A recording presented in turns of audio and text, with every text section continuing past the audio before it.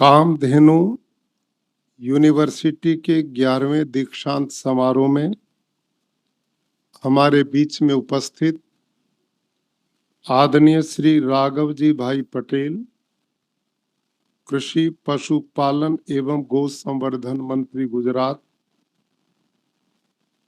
कुलपति शेरे कश्मीर कृषि विज्ञान एवं प्रौद्योगिक विश्वविद्यालय के कुलपति आदरणीय डॉक्टर BN त्रिपाठी जी और कामधेनु विश्वविद्यालय के कुलपति आदरणीय डॉक्टर NH केलावाला जी, कुल सचिव डॉक्टर KK हडिया जी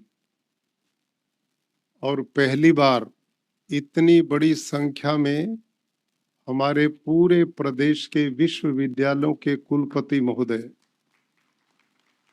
और मैं समझता हूं कि यूं ही कोई किसी के घर नहीं आता,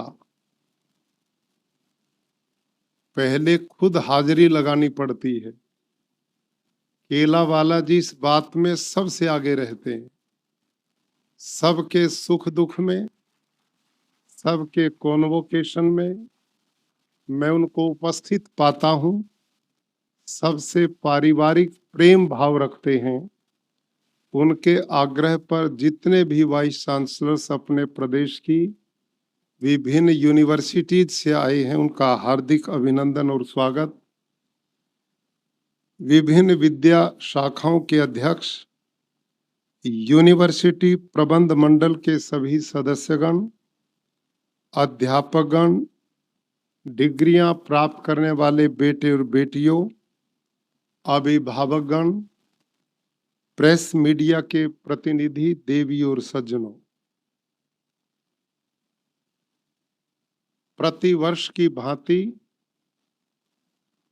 कामधेनु यूनिवर्सिटी के कॉन्वोकेशन में हम सब उपस्थित हैं।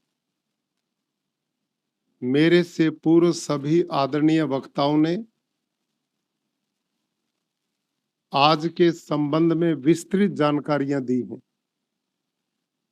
माननीय कुलपति महोदय ने पूरी डिटेल कामधेनु यूनिवर्सिटी की हमारे बीच में प्रस्तुत की।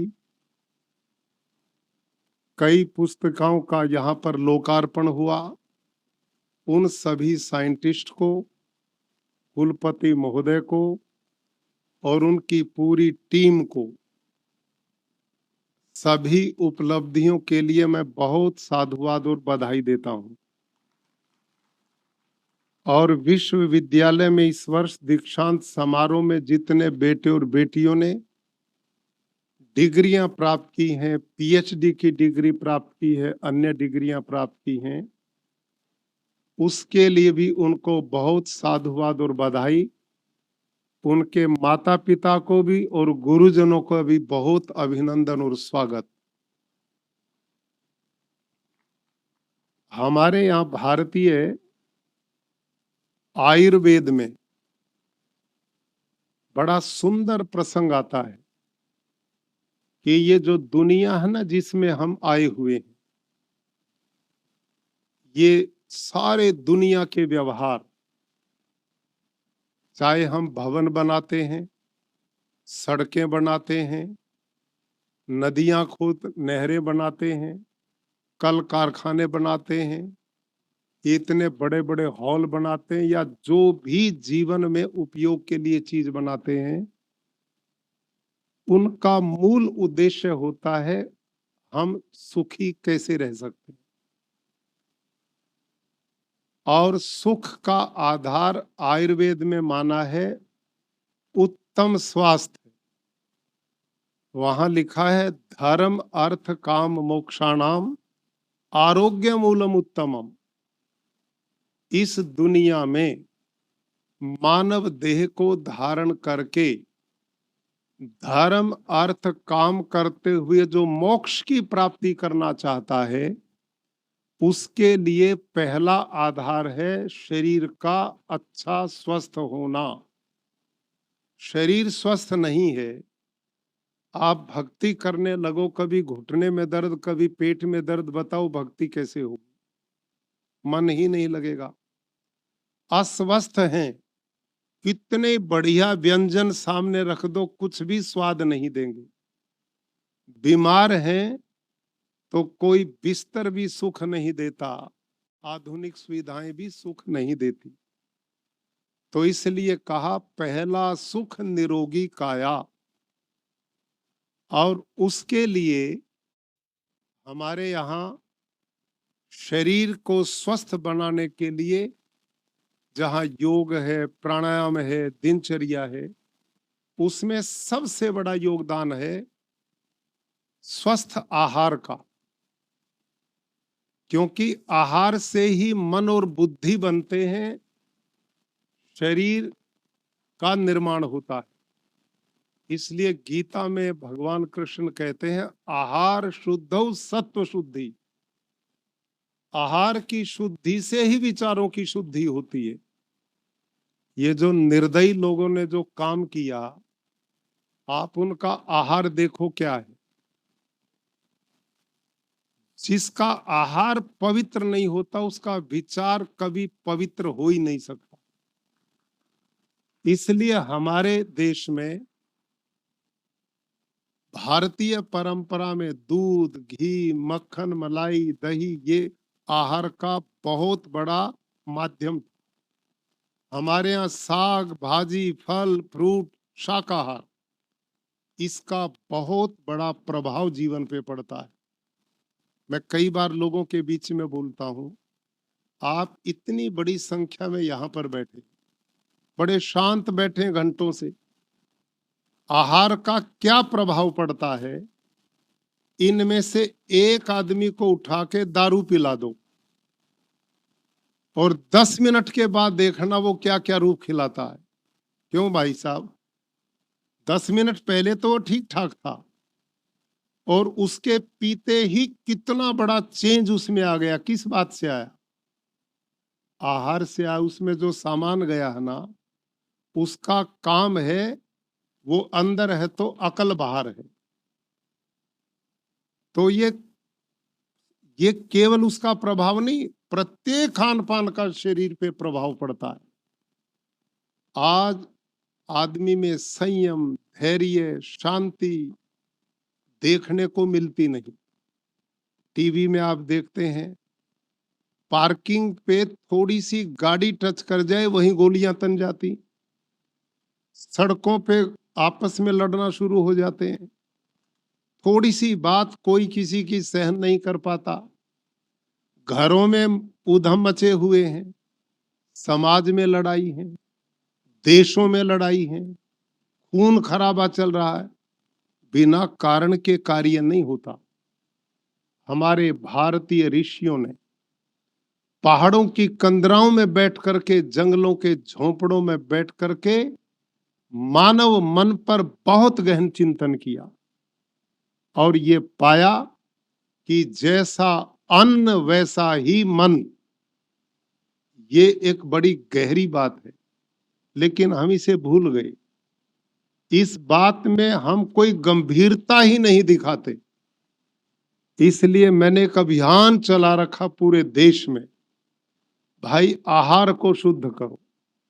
और उस कारण मेरे को आजकल खेती वाला गवर्नर मान लिया है, पशु पालने वाला गवर्नर मान लिया, जबकि मेरा मूल काम तो शिक्षा था, पढ़ाई लिखाई का ही काम था।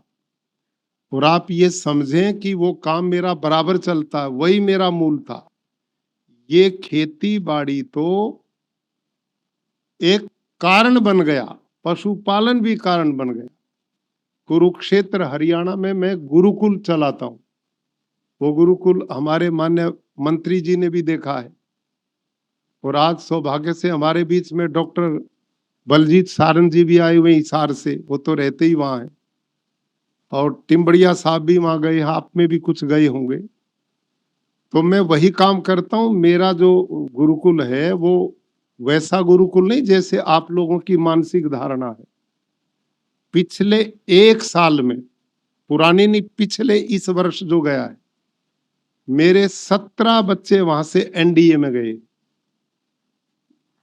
9 बच्चे आईआईटी में गए, 8 बच्चे नीट में गए, लगभग 32 बच्चे एनआईटीज में गए। वहां सिंगल बच्चे की भी सेकंड क्लास नहीं, प्रथम फर्स्ट क्लास भी कम ही होती हैं। वो मेरिट या 50% से ज्यादा बच्चे हमारे 90% से पास आउट होते हैं। और उनका कारण केवल सात्विक आहार है। वहां 200 एकड़ में मैं जो खेती करवाता हूं ना, वहां गेहूं, चावल, फल, फ्रूट जो भी कुछ वहां होता है, वो सारा भोजन सात्विक, बिना हिंसा का भोजन मैं उनको देता हूं।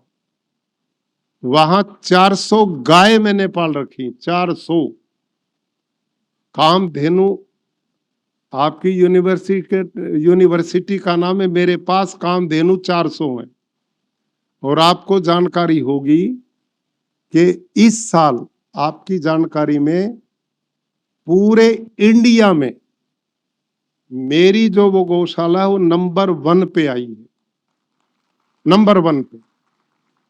पशुपालन विभाग में आप जानते होंगे प्रति पशु गाय क्या दूध का उत्पादन हमारे एवरेज कितना होगा केला वाला जी? एवरेज दूध हमारे प्रति पशु, आप तो ही पढ़ाते हैं, कितना इस समय है जी? 6 से 7 लीटर बोलते हैं ना, इतना ही होगा।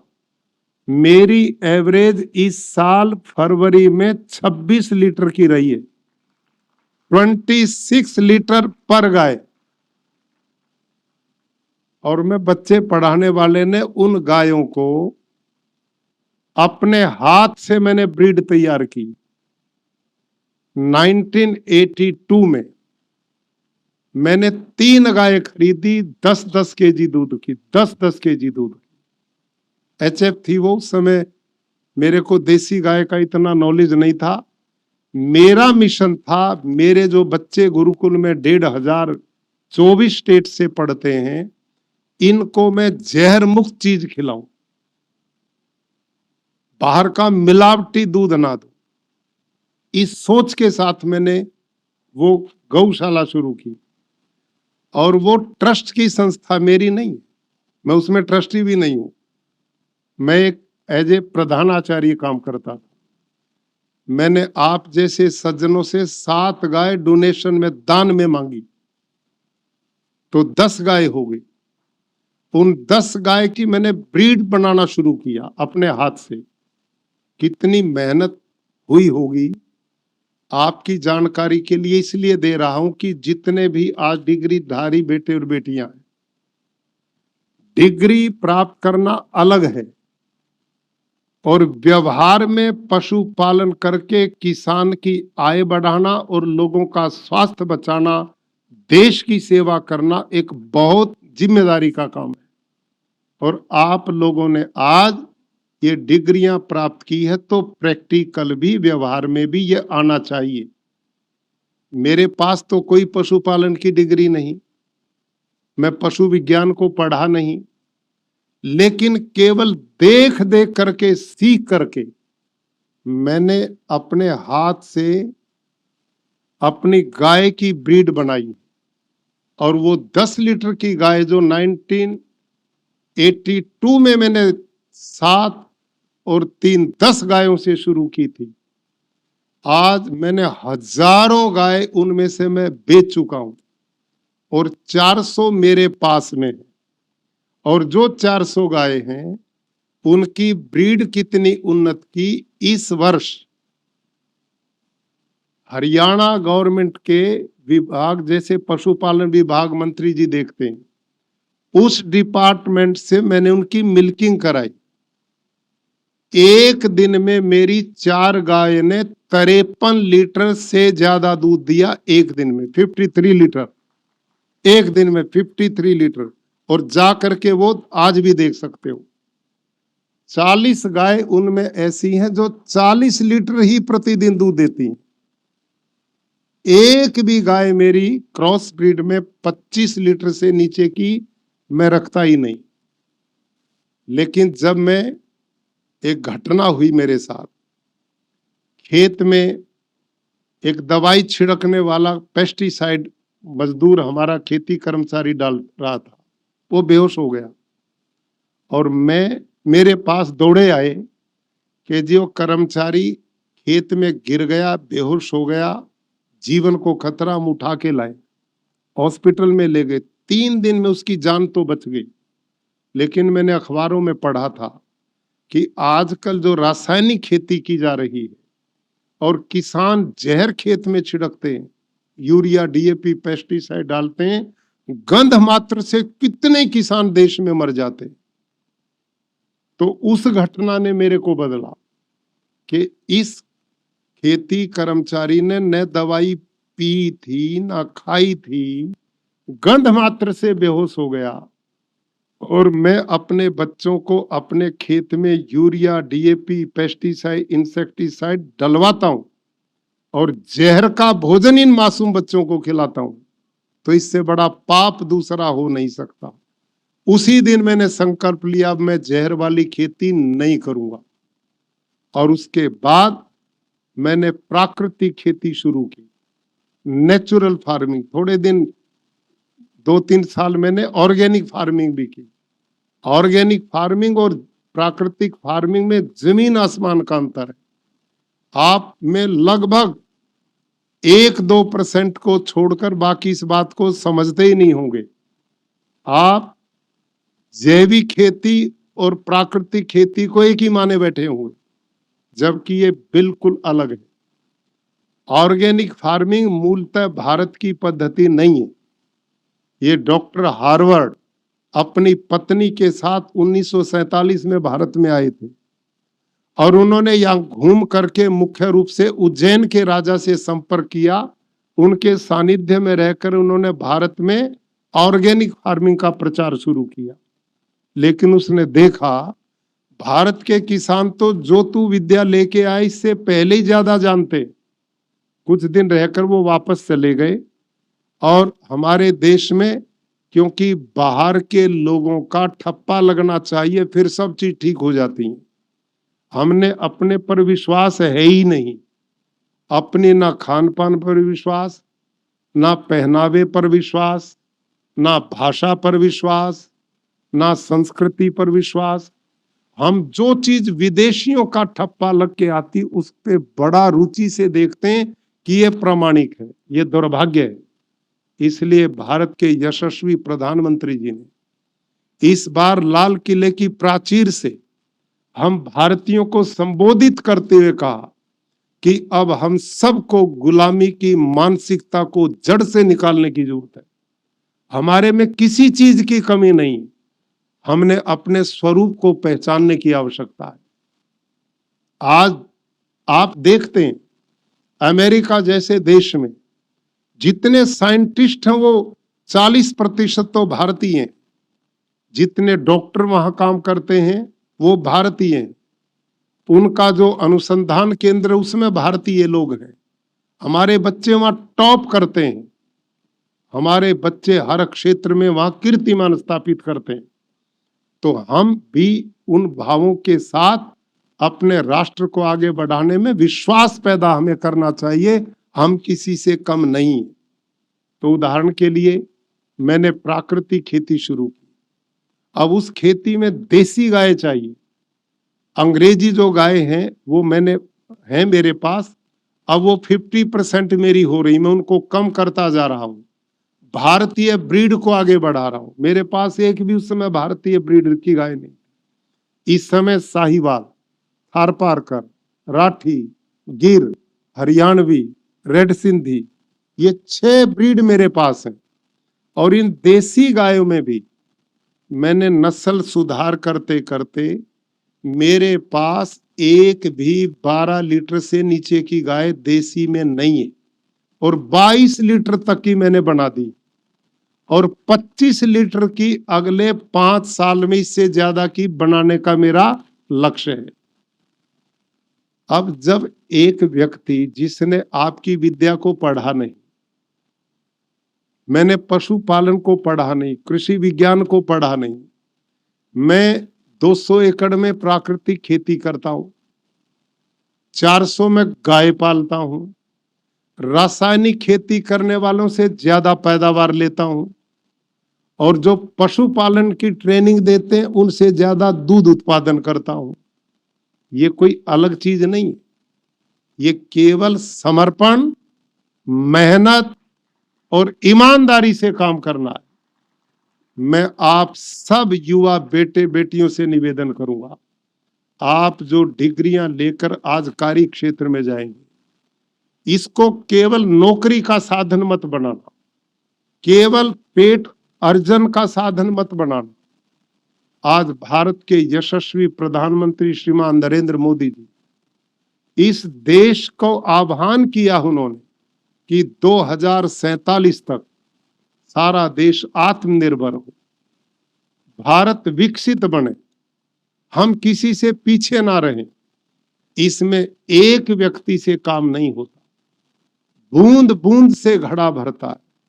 जब हर जिम्मेदार आदमी जिम्मेदारी को निभाएगा, जो जिस क्षेत्र में काम करता है वहां समर्पण से राष्ट्र की उन्नति के लिए काम करेगा, आने वाली पीढ़ियों के निर्माण का काम करेगा, तो निश्चित रूप से हम सफल होंगे।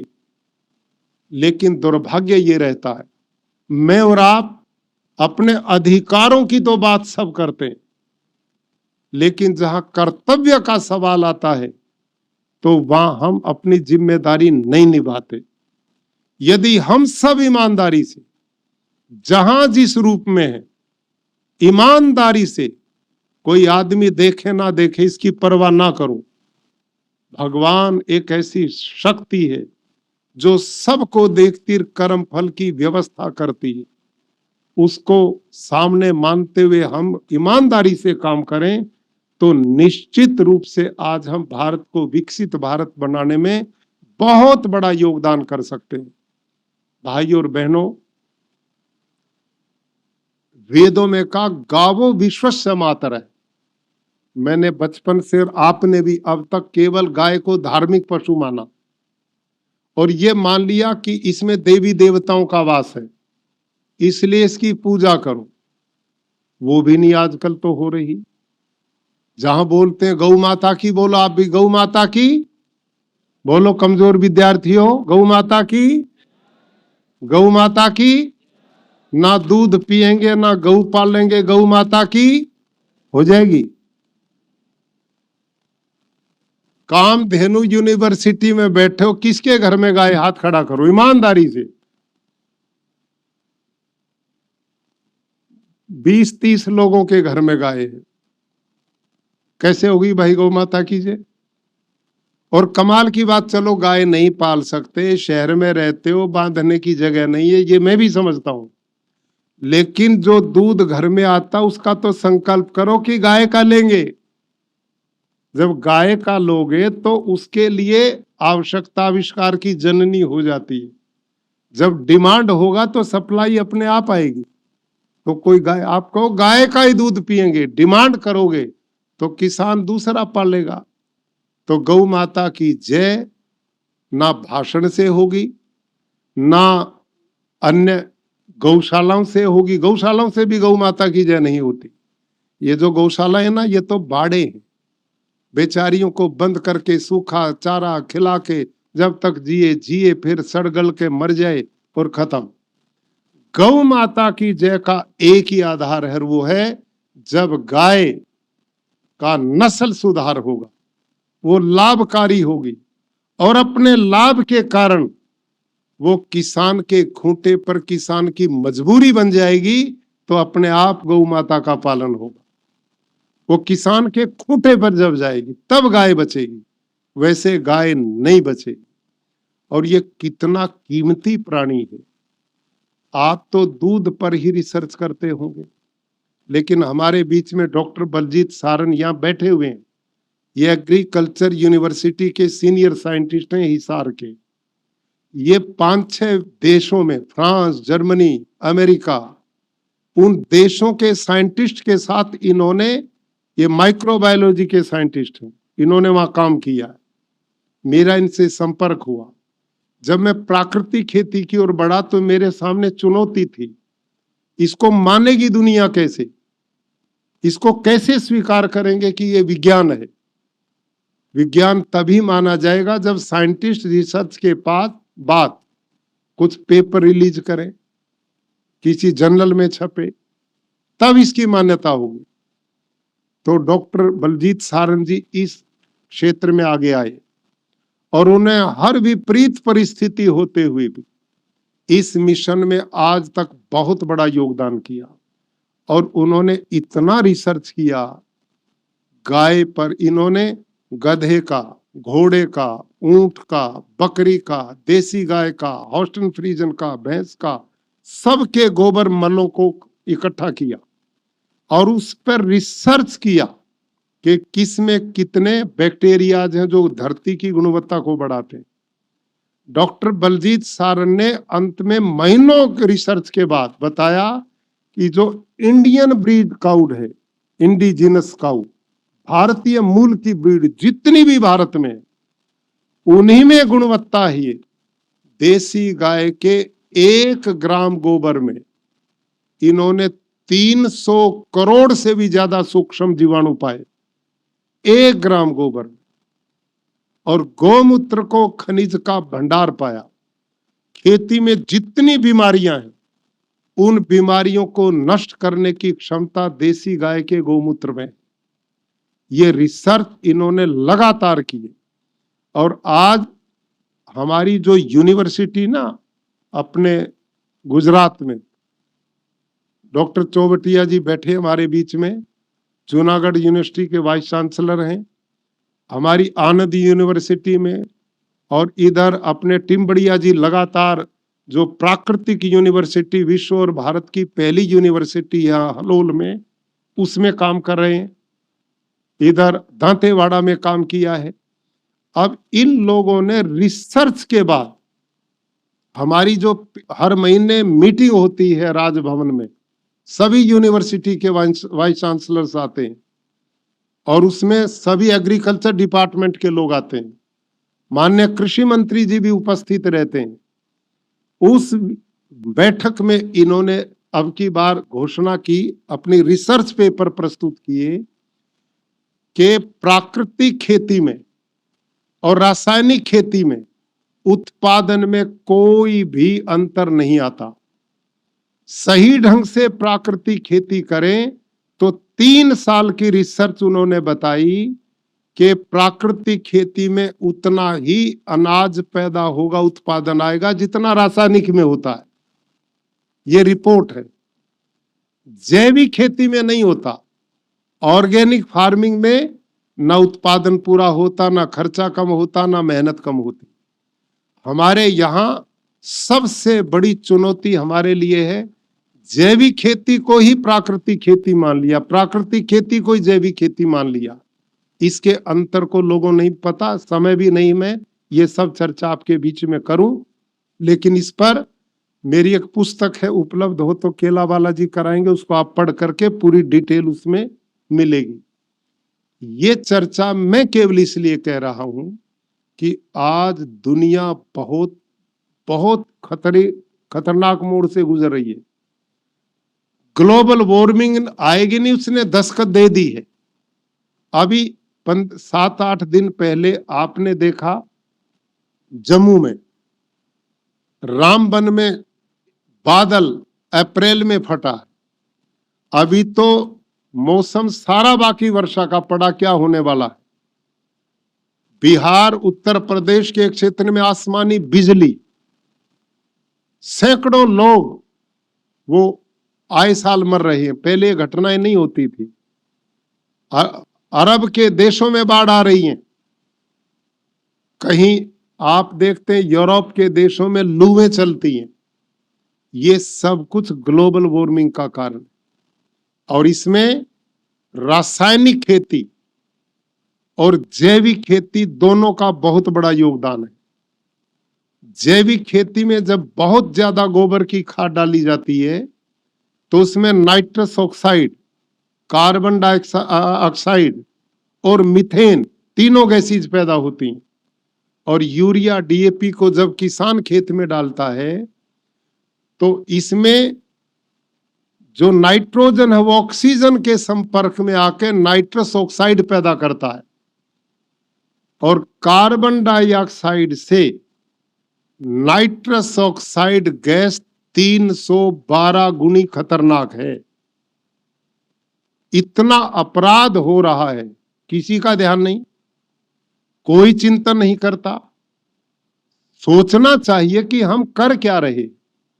और जो आहार पैदा आज कर रहे हैं खेतों में, अभी 1.5-2 महीना पहले मेरे पास वो रिसर्च पेपर है, डॉक्टर टिम्बड़िया जी के पास भी है, एक डॉक्टर ममता शर्मा है, उन्होंने हनुमानगढ़ राजस्थान में एक पेपर अभी पढ़ा, उसमें उन्होंने 30-35 ऐसे बच्चे जो अभी पैदा हुए थे उनके ब्लड सैंपल लिए।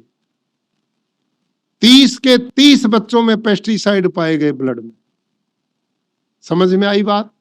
नहीं आई। 30 के 30 बच्चों के ब्लड में पेस्टिसाइड। फिर उस साइंटिस्ट ने रिसर्च किया इसमें पेस्टिसाइड आए कहां से। वो माँ जो दूध पीती थी वो दूध चेक किया गाय भैंस का, उसमें भी पेस्टिसाइड पाए। जो खाना खाती थी साग भाजी दाल सब्जी रोटी, उसमें भी पेस्टिसाइड पाए। अब उनसे वो पेस्टिसाइड बच्चों में गए और उसका परिणाम आप देखते हैं, छोटे छोटे बच्चे कैंसर से जूझ रहे, छोटे छोटे बच्चों के पेनक्रियाज फेल हो रहे हैं, हार्ट अटैक बालकों के होने शुरू हो गए। इतनी भयंकर बीमारियां आ रही हैं, अस्पताल भरे पड़े हैं और हम जुटे पड़े हैं, अपनी उल्टी गिनती लोगों को पढ़ा रहे हैं। यह दुर्भाग्य की बात है। सोचना चाहिए ना, हम जो पैदा करें उसका परिणाम क्या है। कल हमारी मीटिंग थी, माननीय मंत्री जी भी हमारे साथ थे, मुख्यमंत्री जी भी थे, पूरा कृषि विभाग था और हमने पूरे प्रदेश के, गुजरात के जितने डीएम डीडीओ हैं और म्युनिसिपल कॉरपोरेशन के कमिश्नर, उनसे बातचीत की और यही हमारा विषय था कि प्राकृतिक खेती को गुजरात में हमने जन आंदोलन बनाना है। कोई गांव नहीं छोड़ना जिसमें जहर मुक्त खेती ना हो। और कमिश्नर लोग उनके लिए शहरों में बाजार मार्केटिंग की व्यवस्था करें ताकि शहर के लोगों को प्राकृतिक आहार आराम से उपलब्ध हो सके। ये अभियान हमने चलाया, इसके लिए हमारी मीटिंग थी। तो उसमें कुछ जानकारियां मैंने रखी। आज एग्रीकल्चर साइंटिस्ट की रिपोर्ट है, 12 एग्रीकल्चर साइंटिस्ट की, जो तेलंगाना और पश्चिमी बंगाल की यूनिवर्सिटी के, उन्होंने रिसर्च के बाद पाया कि इस समय जो भोजन हम ले रहे हैं ना, गेहूं चावल भोजन, 45% इसमें पोषक तत्व बचे ही नहीं है। ये हमारी रिपोर्ट नहीं, साइंटिस्ट की है।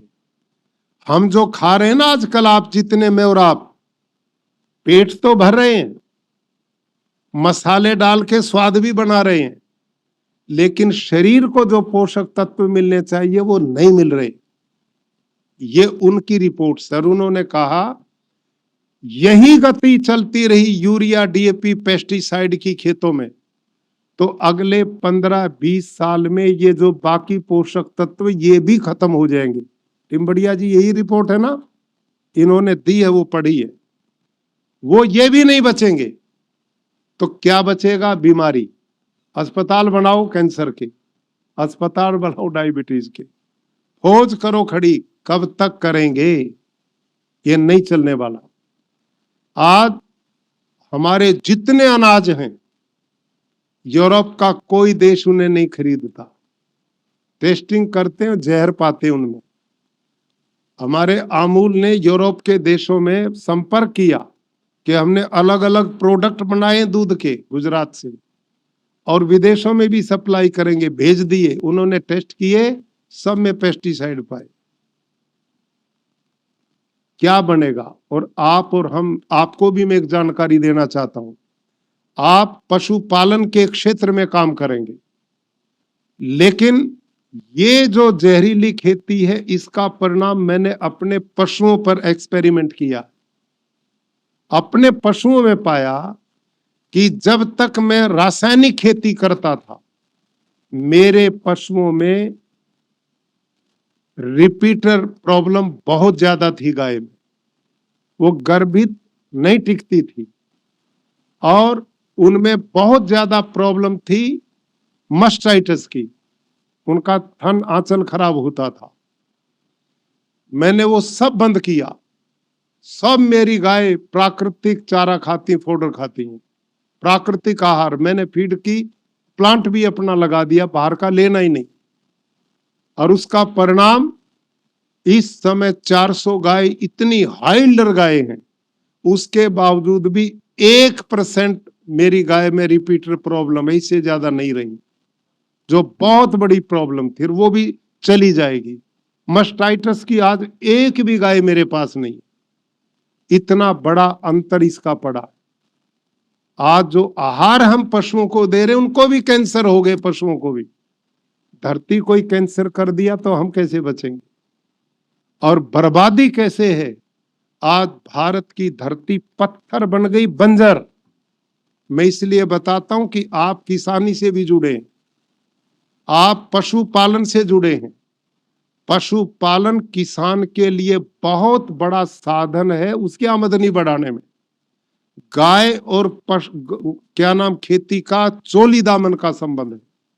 जिस किसान के पास गाय नहीं है तो वो प्राकृतिक खेती कर ही नहीं सकता। जो प्राकृतिक खेती नहीं कर सकता तो जमीन बंजर होगी, नहीं हो चुकी है। आज सारे देश की धरती का ऑर्गेनिक कार्बन 0.4 पे है और 0.5 से नीचे बंजर मानी जाती है। और जब ये हरित क्रांति शुरू की, उस समय सारे देश की धरती का ऑर्गेनिक कार्बन 2 से 2.5% था। सारे देश की धरती उपजाऊ, आज हमने उसको डाल डाल करके जहर बंजर बना चुके। और इसी का परिणाम हर साल यूरिया डीएपी की खपत बढ़ती जा रही। क्यों? क्योंकि धरती में पैदा करने की शक्ति नहीं, ज्यादा डाल करके पैदा करना चाहता है और वो ज्यादा जहर आप और हमारे शरीर में जाकर सबको अस्पताल के रास्ते दिखा रहा है। ये हालत बन चुकी है। आप सबसे मेरा नम्र निवेदन है कि आप लोग पशुपालन के क्षेत्र में भारतीय नस्ल की जो गाय, इनकी नस्ल सुधार के क्षेत्र में एक अभियान आपको चलाना चाहिए। मैं प्रदेश के माननीय मुख्यमंत्री जी को, कृषि मंत्री जी को बधाई देता हूं। इन्होंने एक बहुत बड़ा काम किया पिछले दिनों, सेक्स सॉर्टेड सीमन। ऐसा सीमन जो विदेश से मैं खुद मंगाता था अपने गौशाला में, तो वो सेक्स सॉर्टेड सीमन 2200 रुपए का मिलता था।